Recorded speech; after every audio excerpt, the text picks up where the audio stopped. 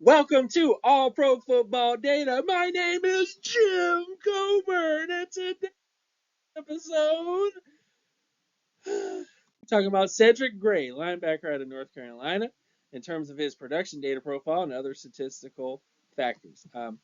Just interesting information for you. Cedric Gray has a tattoo with 3 football players in the sky with the numbers 9, 10, and 43.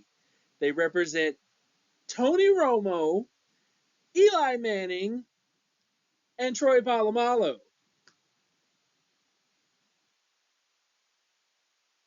Kind of random. I'm going to be honest with you. That's kind of a random tattoo to have Tony Romo and Eli Manning and Troy Polamalu.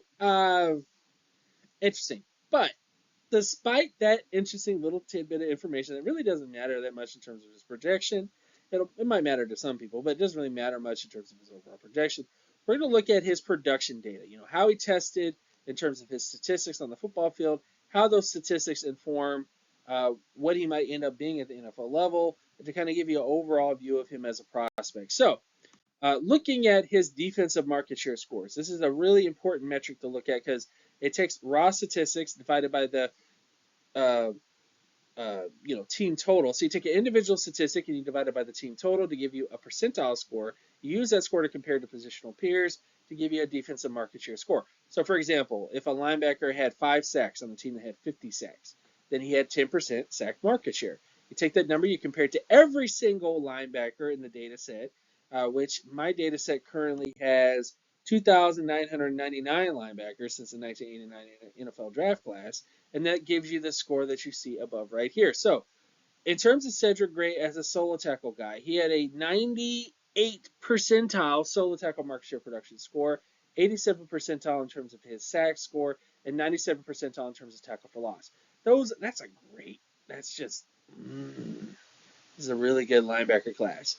In terms of pursuit linebackers, the running back class is trash. The running backs in this particular draft class are trash in terms of the overall class. I mean, there's some good guys here and there. But the linebacker class, from a production standpoint, from a guy who does the stuff that I do, fantastic. It's a fantastic linebacker class, I'm telling you. Now, moving on. More market share data. And this is sort of efficiency scores. This is the extra stuff that linebackers do. Interception market share, forced fumble market share, pass deflection market share. Cedric Gray, 80 plus percentile to 90 plus percentile in terms of all those particular metrics. When you look at the starter average, the Pro Bowl average, the All Pro average, just hitting it out of the park, guys, in terms of him. And fantastic numbers for Cedric Gray overall in terms of his other market share production data. Moving on to adjusted production scores. So this looks at the age of a prospect, strength of schedule, strength of team. MSA takes the market share scores plus strength of schedules plus strength of team plus age score. The PAS score takes all the market share production scores with the efficiency scores, so like the interceptions, pass deflections, and forced fumbles. Takes all those numbers, adds them together, adds strength of schedule, adds strength of team to give you the adjusted production scores. And when you take a look at that information, this is how he tested. Fantastic. 98 percentile in terms of his pass score, 95 percentile in terms of MSA, and 97 percentile in terms of his age score.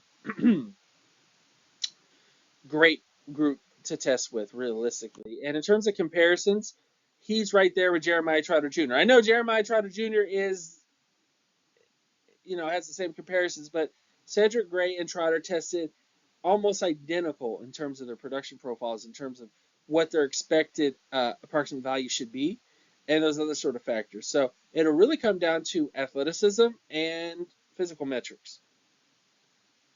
Those are going to be the big things that are going to separate these guys in terms of their profiles. So if either one of them tests better as an athlete and they have better overall measurements, physical metrics, arm length, hand size, those types of things, that might end up being the guy that kind of goes up. But they're both going to be fantastic linebackers, guys.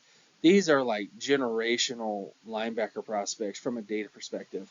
And I'm here for it, guys. This is what the NFL needs. This is what a lot of teams kind of need, is these types of guys who can do it all, the linebacker position. So I'm really excited about this class. Overall outlook, though. Cedric Gray profiles as an all-pro to starting linebacker based on his overall profile. Athleticism testing will play a role in whether he hits high-quality outcomes or middle-of-the-pack outcomes. However, Gray is amongst a stacked linebacker group in 2024 where every metric matters in projection. And that's the bottom line, guys, in terms of Cedric Gray. He will have to test really well as an athlete, especially in this particular linebacker class where there's so many great pursuit linebackers in this particular class, or off-ball linebackers, or whatever the heck you want to call these guys. He tested really well, so I'm excited to see where he goes. I'm excited to see what happens with him, but that's Cedric Gray's profile in terms of his production data. Thank you guys so much for watching this episode. My name is Jim Coburn. You can also check me out on Twitter at Jimmetrics, at JIMTRICS. You can also check me out on my Patreon page, patreon.com/jcoburn.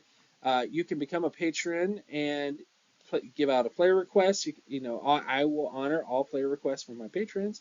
You can also get access to videos early as a Patreon subscriber as well. And all other benefits are also on there too. So thank you guys so much for watching, and I'll see you guys in the next one. Peace!